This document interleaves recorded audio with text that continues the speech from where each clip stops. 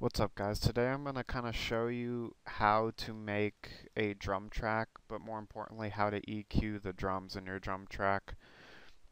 So I have a quick little tune here. It's just an excerpt. It literally took me 10 to 15 minutes to create. It's nothing special. I'll just play it.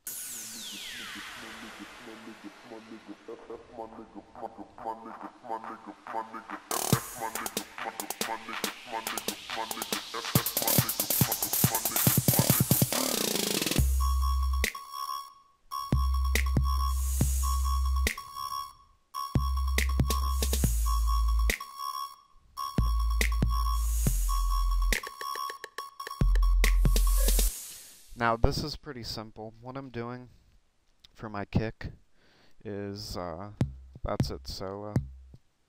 I'm just boosting at around 100 to just get the punch of the kick, and I'm actually cutting everything to the left of that because what I'm doing is I'm layering it with a sub, which I made in massive here. I'll solo that. And you could see for my sub, I'm boosting my sub frequencies, which is everything left of 100, like 50, that whole thing. So I'm actually cutting at 100 on my sub too, just to make sure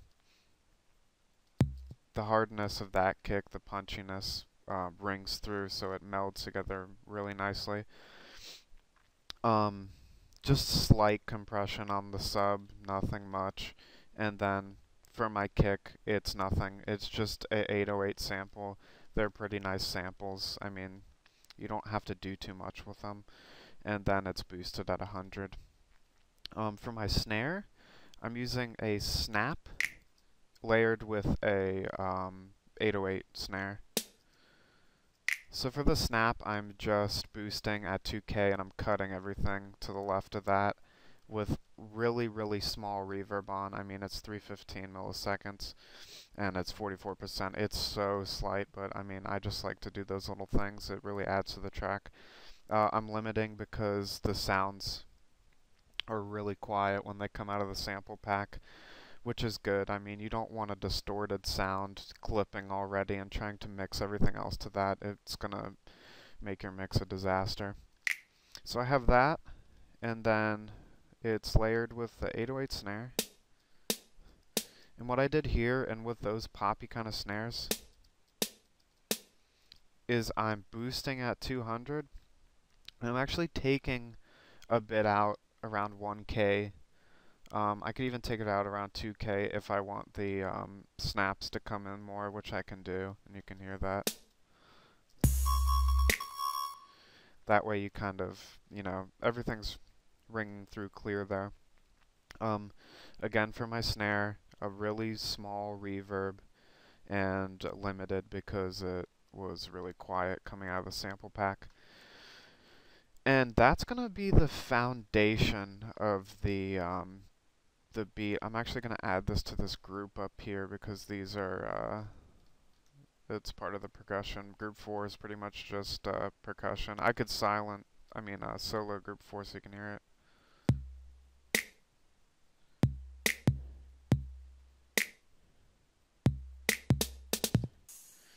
And the reason I group some of my drum tracks is because I'll end up actually compressing them later, and it really blends the kit well, so it sounds like an actual drum kit or a drum machine. I mean, it depends on the genre you're doing.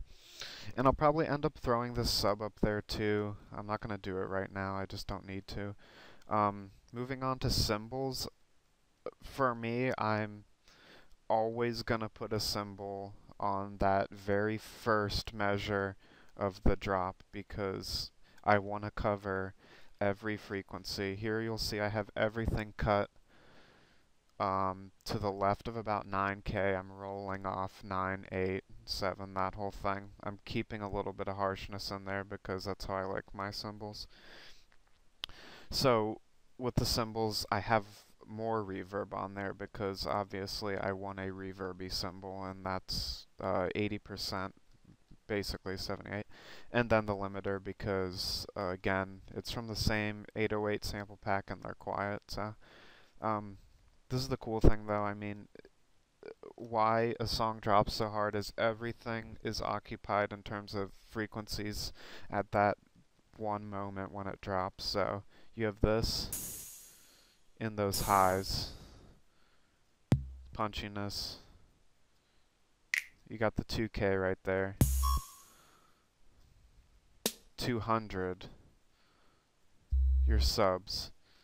So when that whole thing goes together, I mean, that's what's going to create a really nice drum track. So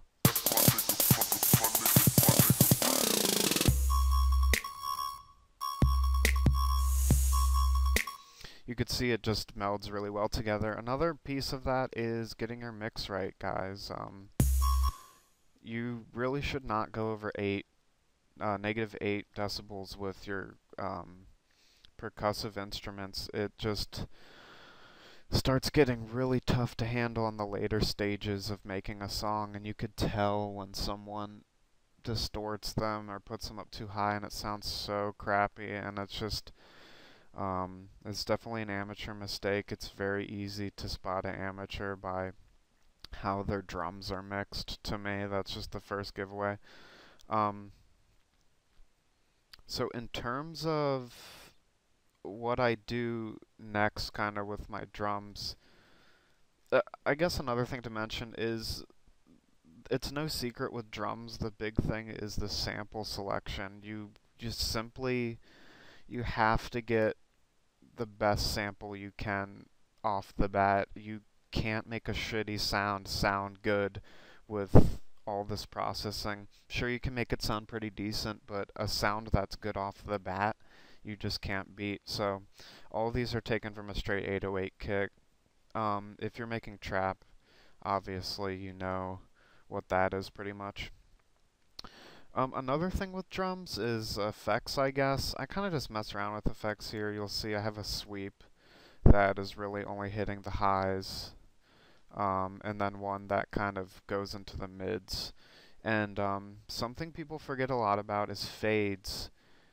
You need to do your fades because, yeah, a lot of samples will come pre-faded, but you really need to do fades because it just makes it sound so much nicer. It's really nice when a song is very subtle in its build-up, but you can really tell it's coming. I mean, it's gonna sound a lot different. So this is soloed.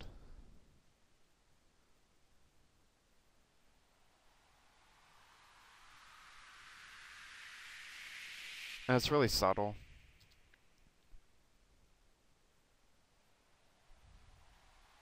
But you can hear there's definitely a difference in doing your fades. So make sure you do your fades.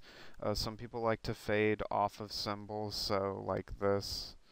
Let me show you what I mean. Fades, fades, that whole thing. Copy, paste, whatever you want to do. So soloed.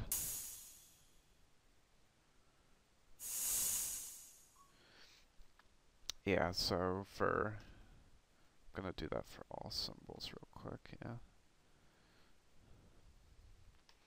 And that's just kind of one trick. People definitely overlook fades. It's kind of weird. And so one thing I'm going to just touch on right now, I'm probably going to make a video after this about more in detail about build-ups, but for this build-up,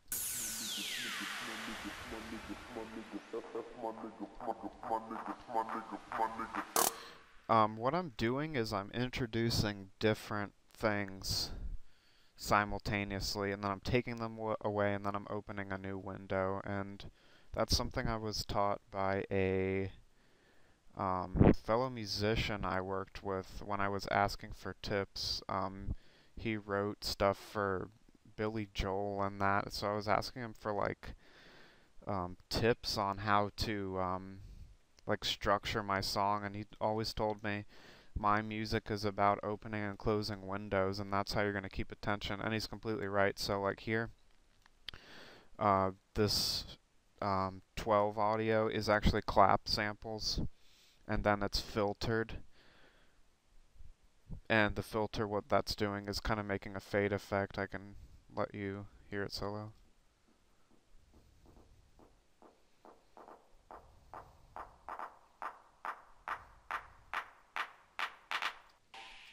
You get the gist. Okay. So I have that, and then I have the same thing going on with my vocal sample, which is from a Usher song you don't have to call. And then that is again filtered. So they kind of go together. And then I have a effects doing a down fade, and then that's layered with a cymbal. But here, I mean, there's a lot going on in the high frequencies here because I have two sounds hitting and then I have one coming up here, and that's where fades get important because here I'm fading up so they don't exactly clash. The fades really help with keeping the higher frequencies clear. And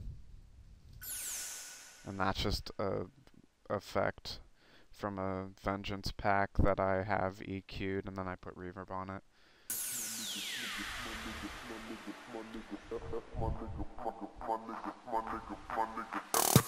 So right is about halfway until we're to the drop, about 2 measures in. I'm starting the snare roll here, and they're just pitched, and that's pretty much it. I mean, they're just pitched.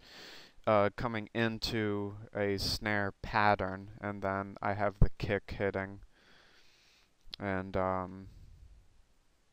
then it starts doubling, and then doubling, and that's how you get that build-up effect going.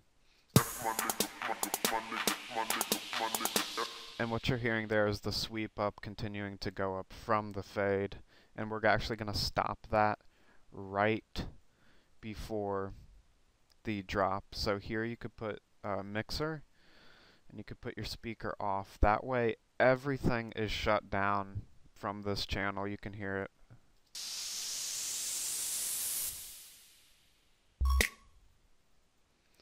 So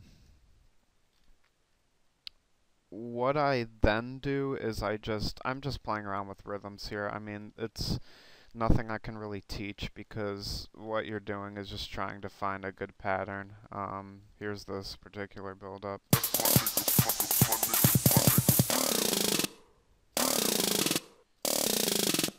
And you'll also see here is when I start to cut stuff out is this little block, this 8.4 to 9, because that's right before the drop. So everything's building up in terms of frequencies, and then everything's cut out, and I'm just having the snare.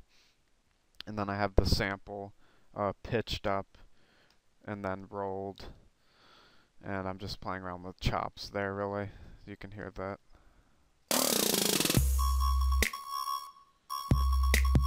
And then for the drop, all those frequencies are coming back, so they're being reintroduced to you. And that's really it in terms of the basics of drums. Again, the most important thing is the mix. I don't have anything on my master channel here. Don't even mess with your master channel till you are way done with your tune. The best thing to do is just put a spectrum, and that way you can analyze where everything is hitting in your song.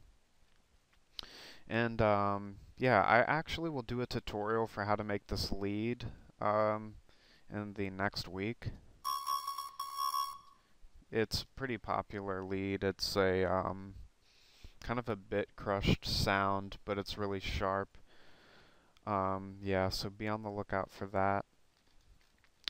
Again, guys, if you have requests, just let me know. I'm gonna tell you everything I know. There's nothing to hide here. Producing shouldn't be secret.